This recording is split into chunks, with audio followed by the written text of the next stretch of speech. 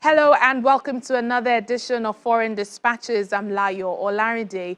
On the program this week, it's Nigeria's Independence Month and citizens in the diaspora are celebrating their motherland. Plus, it's a sweet reunion for Ukrainian soldiers that have returned to their families after the surprise prisoner swap between Ukraine and Russia last month. Over 5,000 kilometers away from home, Nigerians resident in the United Arab Emirates celebrate their motherland as the country marks its 62nd Independence Day anniversary.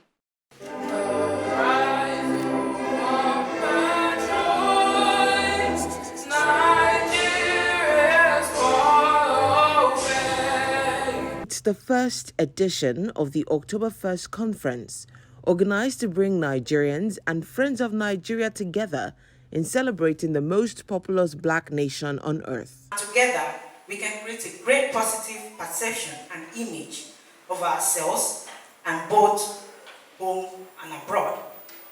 This conference will continue to hold every year, and this is just a starting point because we have a lot of work to do.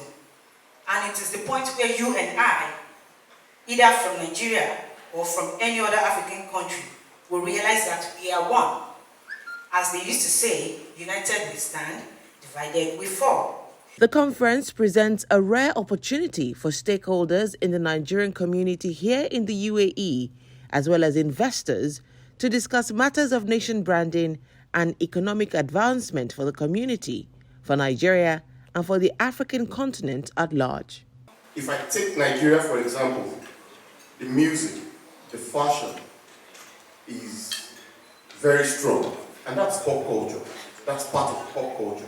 What it does is it gives us very serious advantages in terms of soft power, which, if properly harnessed or leveraged, can deliver in huge economic terms. The first thing I see that can make that alliance is a simpler immigration process.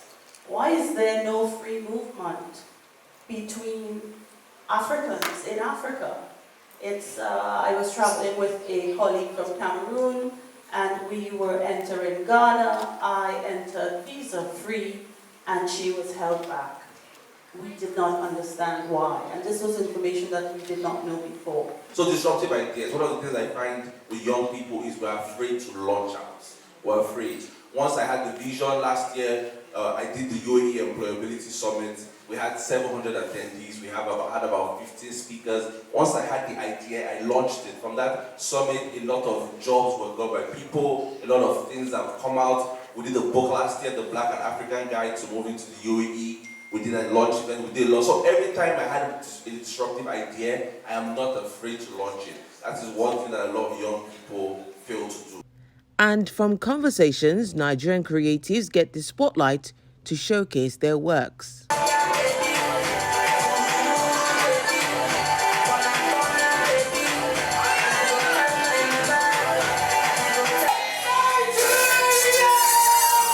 A cake is cut as the celebration of Nigeria at 62 continues. In South Africa, Nigerians and diplomats from site nations were hosted by Nigeria's High Commissioner, Ambassador Mohammed Manta, to mark Nigeria's Independence Day. He also used the occasion to celebrate Nigeria as well as her relations with South Africa. The guests, Friends of Nigeria, and various Nigerian community groups were given a warm and glitzy welcome at the High Commissioner's residence. It is an honor and privilege to welcome you all to Nigeria House.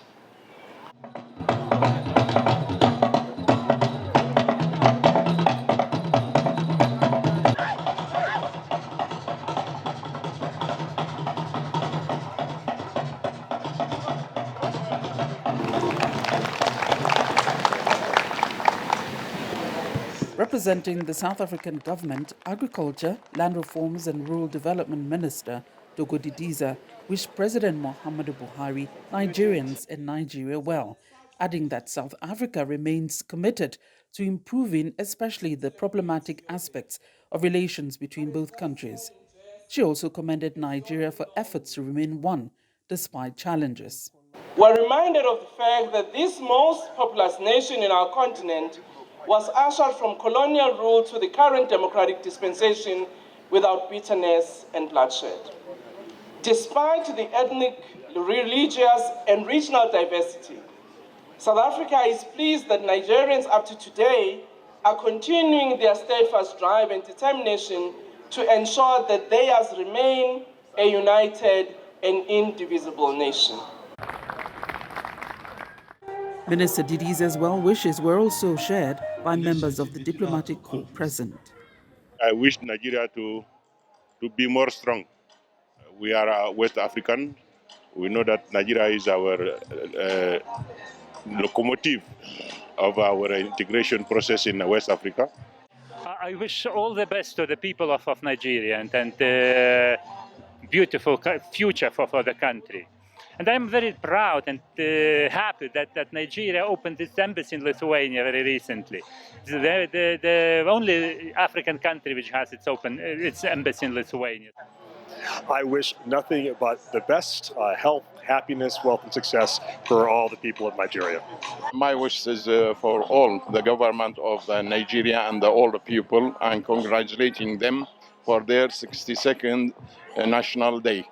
And it'll be, may Allah bless all Nigeria and Iraq.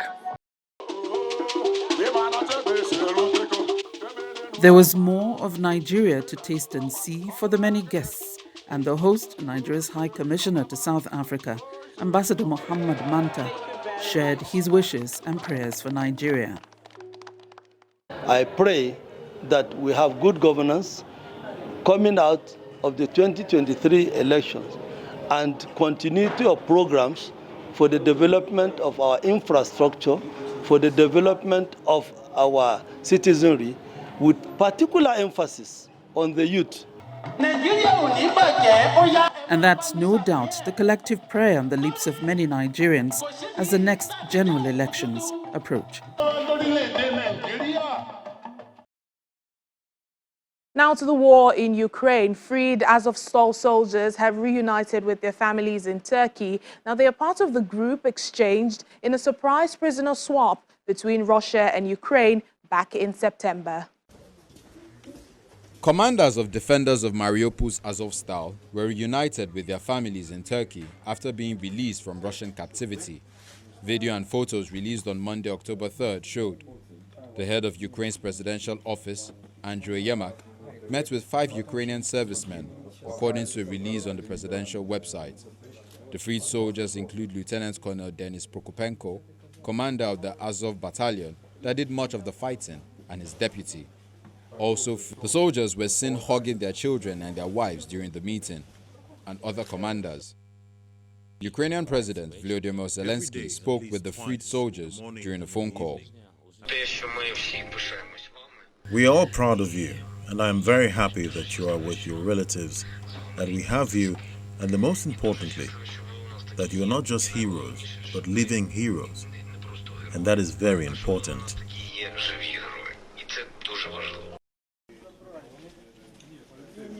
On September 21, Russia and Ukraine carried out an unexpected prisoner swap, the largest since the war began, and involving almost 300 people, including 10 foreigners and the commanders who led a prolonged Ukrainian defense of Mariupol earlier this year.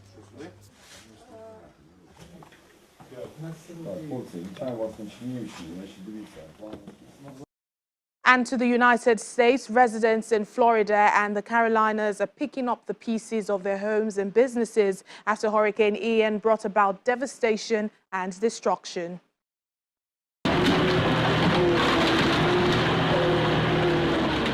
Troops from the Florida Air National Guard began cleaning debris from the streets of Fort Myers Beach after Hurricane Ian battered Florida's coast and flattened homes.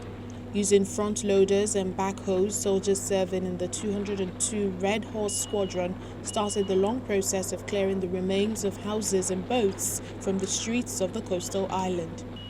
Florida, North and South Carolina are trying to recover from the destruction wrought by Hurricane Ian, one of the most powerful storms to hit the U.S. mainland that left tens of billions in cost and an unknown death toll in its wake. Both moved down June 15th or June 1st, and I was down getting the house ready and everything, and here come the hurricane, and I had to evacuate and everything, and now I've lost everything. Everything, my life savings, everything, my tools, everything. Both the number of casualties and repair costs remain unclear. The extent of the damage is becoming apparent. Yeah, no, the rescue operations are ongoing. There's been, if you look, we actually have great data about the sweeps that have occurred. Obviously, if someone has called into 911, they will go and respond to that. If somebody has put out some type of message that they're somewhere and they need help, they will do that. But we also understand that not everyone has communications. U.S. President Joe Biden has already approved a disaster declaration, making federal resources available to counties impacted by the storm. The storm struck Florida's Gulf Coast on Wednesday, turning beach towns into disaster areas before hitting wind speeds as it pummeled waterfront Georgetown north of the historic city of Charleston in South Carolina. Roads were flooded and blocked by trees while a number of piers were damaged. Around 1.9 million homes and businesses are thought to be without power in the Carolinas and Florida. Many of the Florida residents say they are frustrated with the lack of help from local, state and federal governments. The residents of St. James City on Pine Island are insistent that they will remain at home even as the rescue personnel continue to search for survivors. Residents of a Florida island struck by Hurricane Ian are frustrated with the lack of help from local, state and federal governments 4 days after landfall. The residents of St. James City and Pine Island are insisting that they will remain at home, despite FEMA being on the island asking everyone to evacuate. The town is completely destroyed, with aerial views showing that most houses suffered catastrophic damage. There is no electrical power in St. James City, and the water is turned on for 2 hours a day at an unsustainable low pressure. A boil order still stands for the entire county. Today, after the hurricane, me and my husband, we have Starlink satellite. We started setting it up, and we realized that there's zero cell service. And we started sharing it with all the islanders, so that everybody can get the words out, communication out to their loved ones, telling them that they are fine, they are safe. That's how all this started. The road that leads from the mainland to Pine Island is completely destroyed. The street was not just washed out, there are entire large chunks where the earth under the road was completely removed by the hurricane, with only patches of deep ocean left where the road once stood. The only way on and off the island is by boat or helicopter, and efforts are underway to evacuate everyone. We have to take back up in. Okay, no. 8 stations for those trying to stay on the island has naturally developed outside of Bob and Annie's boatyard after a family set up a satellite internet connection for the public to use there the day after the hurricane. Within hours, literally, people just started communicating. They were able to communicate with other people, started networking, and by that night, we had just mass of people just standing here. Then they needed to charge their phones, and we set up a station for that. Then we started getting out to people, and they would bring boats in. We have a lot of kind-hearted people who pull together all the resources that they have, from water, from fuel, from meat, from all kinds of supplies, and they've been coming.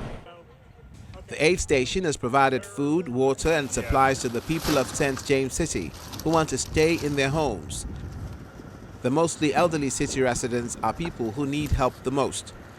But the help isn't coming, at least not in the way that St. James City seems to want.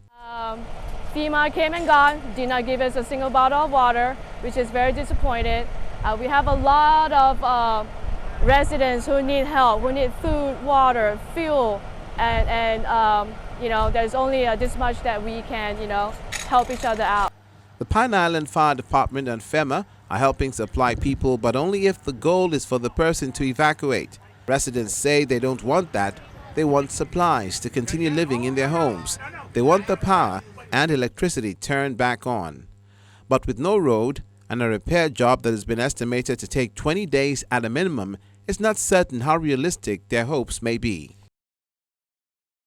Still ahead on the program, Germany's Oktoberfest pulls in 5.7 million visitors after a 2-year COVID pause, down against 2019. Please stay with us. Welcome back to Foreign Dispatches. Not only do annual rains in Sudan leave dozens dead and properties devastated, but they also cause snakes and scorpions to increase in numbers. Observers say bigger snakes were sighted this year as Sudanese in rural areas struggle to attain effective anti-venom against the creatures. Sudan's rainy season left dozens dead and property devastated. It has also brought another threat to the country: snakes and scorpions. Attacks from these animals are more frequent during Sudan's rainy season, when water levels on the River Nile can rise and send floodwaters surging into communities. The Toxic Organisms Research Center in Khartoum said bigger snakes like cobras have been seen, killing at least one person. Manal Siam, a researcher and assistant university professor, said the main reason behind the surge is climate change. The increase in the number of scorpions can be caused by 3 reasons. The main reason is climate change, such as floods and torrential rains in the fall and high temperature in summer. Another cause is mining in some areas, such as in the Nile and northern states, because scorpions are always found in sandy, mountainous areas, so mining and exploration operations make them flee to safer places. The third reason for the increase is the random picking of scorpions, because scorpions change behavior and reproduce more when they feel danger. Siam said the available antidotes are imported from India, as Sudan does not have access to proper antidotes made specially for the venom of snakes and scorpions found in the country. The anti-venom that we import comes through the Ministry of Health and Medical Supplies. It is manufactured in Indian companies for scorpions that are originally inhabiting India and not Sudan. Therefore, the environment is different, and so the poison is different. This is why the antivenom is not effective enough, and most people bitten by scorpions now do not survive. Specialists from the center now organize field trips to collect snakes upon calls for help from citizens. Nationwide, more than 150,000 people have been affected by flooding this year, double the number at the same stage of last year's rainy season.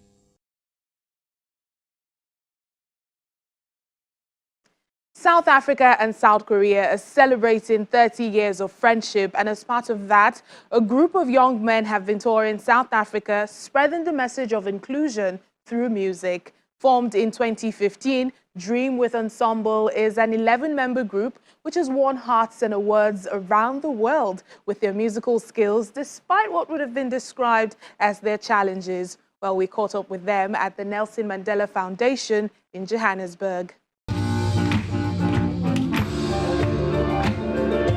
The group played a number of crowd favorites at the Nelson Mandela Foundation in Johannesburg. This one, Africa, by the group Toto, they say, is a tribute to global icon Nelson Mandela.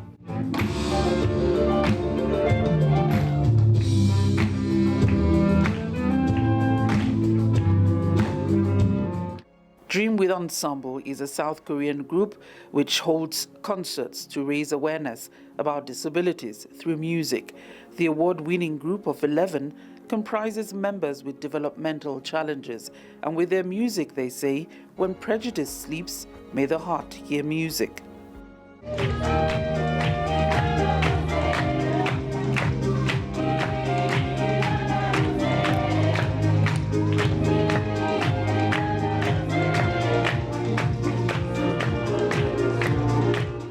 The group's four-city tour of South Africa has seen them perform with groups like the Cape Town Philharmonic Orchestra.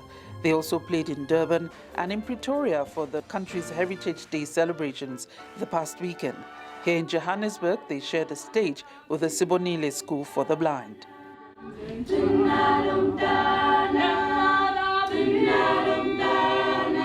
With the tour of Dream with Ensemble this time, I think we can expand our, the bilateral relations and exchanges in the, the especially cultural sector, and then also, especially in the area of disabilities. So I think this is only a starting point of our further engagement in the artists between our two countries in terms of disability. The message, according to the organizers, is to spread the message of inclusion of persons with disabilities far and wide, especially in the rural areas. In terms of ensuring that these activities do take place in rural areas and in communities and everywhere where we are, is actually all of our responsibility. However, I must indicate that already they are taking place. What we short of is actually a participation of society whenever these particular engagements happen in our localities. I think there's a lot we can do, which we are not doing at the moment, to try bridge the gap between ourselves and people with disabilities. You look at how people are treated when they have particularly developmental challenges. They are treated in a particular way. People stare at them, people kind of look at them in a way that suggests that they are not normal.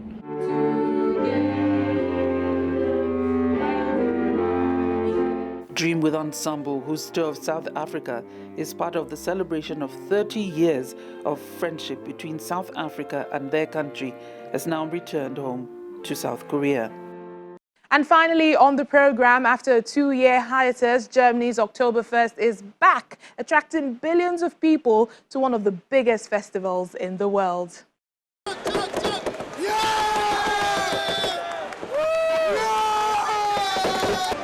The 187th Oktoberfest pulled in 5.7 billion visitors this year, after the festival was cancelled in 2020 and 2021 due to the COVID-19 pandemic.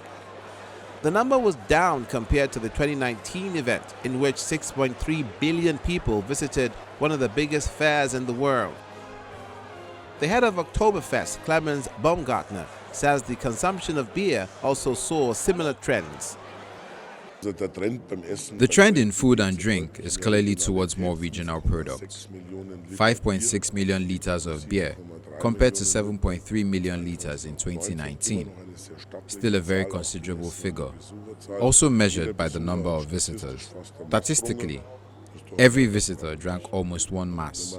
That's quite respectable. And if you look at food and drinks, the trend is slightly towards accepting vegan and vegetarian dishes as well. In any case, cheese noodles are already almost outstripping roast pork. Baumgartner was also glad the virus did not affect the vendors and staff in any way. This corona discussion, which was also held to the effect that all the employees, whether in the police, security services, the people in charge of the big Oktoberfest tents, waiters and waitresses, would fall ill. These cries of naysayers have not come true. It is also interesting to hear for once that not everything that one thinks should be is actually true. The police saw lower numbers of crimes than in 2019. However, the numbers were roughly the same overall. The Munich police are basically satisfied with the course of operation.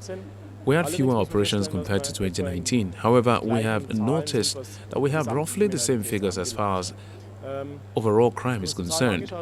We looked at the figures, and especially in the area of pickpocketing, we have a striking increase, up to 50%, even though we had support from pickpocket investigators from metropolises all over Europe. According to numbers by Oktoberfest, people lost 3,500 objects, which include personal IDs, pieces of clothing, wallets, mobile phones, and one piece of dentures. Well, this is where we say goodbye until next time. But remember, our top stories are never far away. You can catch them on channelstv.com. Thank you so much for watching the program. I'm Layo Olarinde.